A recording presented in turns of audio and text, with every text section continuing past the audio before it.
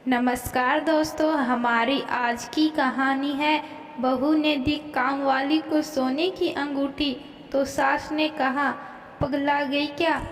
यह दो सोने की अंगूठियाँ किसके लिए? सुमित्रा जी ने अपनी बहू प्रिया से पूछा।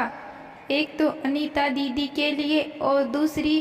प्रिया आगे कुछ बोलती, बीच में ही सुमित्रा जी बोल पड़ी, दूसरी अंगूठी किसके लिए? जी, दूसरी अंगूठी मधु के लिए, प्रिया बोली। मधु का नाम सुनते ही सुमित्रा जी के साथ जैसे हलक में ही अटक गई।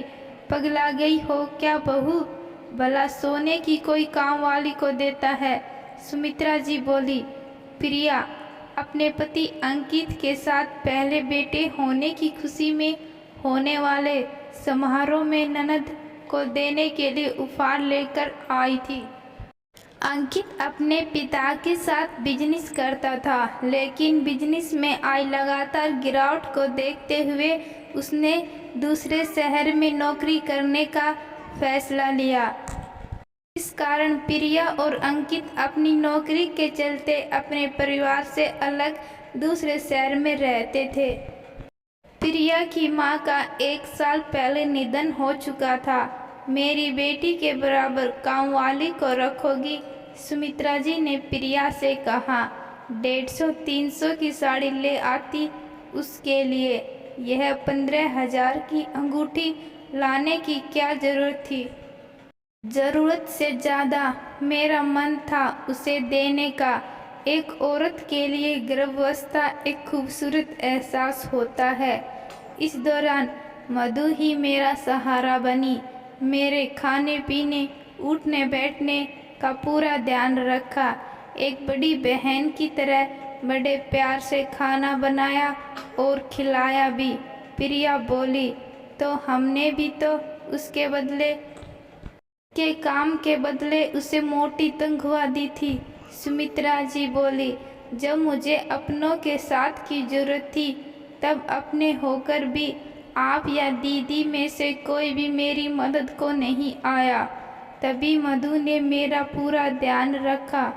गोलू होने के बाद मैं 2 घड़ी आराम से खाना खा लूँ, इसलिए गोलू को अपनी गोद में लिए खड़ी रहती थी। प्रेगनेंसी के 5वें दिन से ही मुझे समस्या होने लगी थी। पैरों में दर्द, अत्यधिक थकान, चक्कर आना, घबराहट महसूस होने लगी थी। आपको मदद के लिए बुलाया, लेकिन आप कोई ना कोई बहाना बनाकर टालती रही।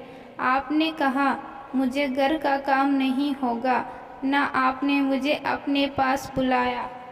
इसलिए मजबूर होकर मधु को खाना बनाने के लिए रखना पड़ा।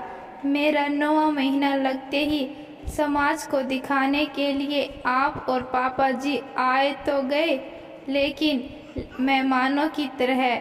डिलीवरी का समय नज़दीक आने पर हमें अनीता दीदी को बुलाना चाहा, लेकिन उन्हें तो साफ साफ यह कहकर आने से इनकार कर दिया, हमसे ना होगी भाभी की सेवा।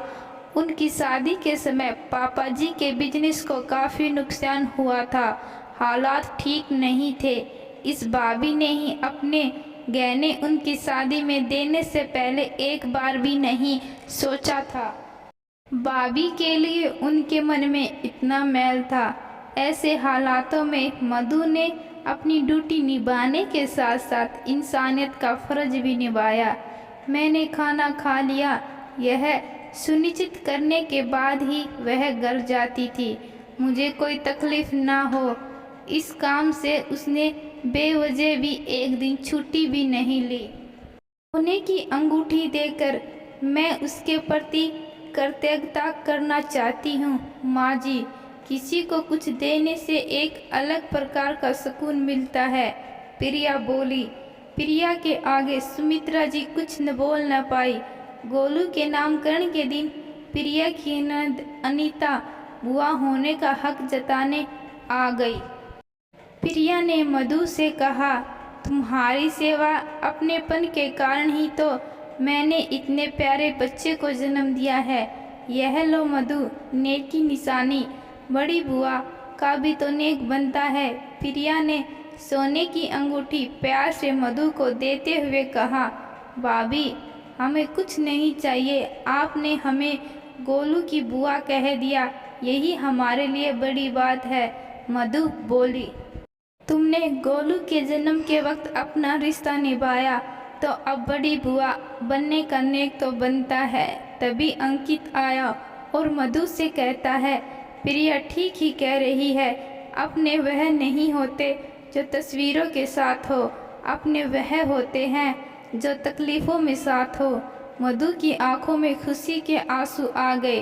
तभी प्रिया बोली, अभी फ़ोटो खिंचवाना बाकी है, मुस्कुराओ वरना फ़ोटो ख़राब हो जाएंगी। तो दोस्तों, मैं आशा करती हूँ आपको आज की कहानी ज़रूर पसंद आई है। धन्यवाद।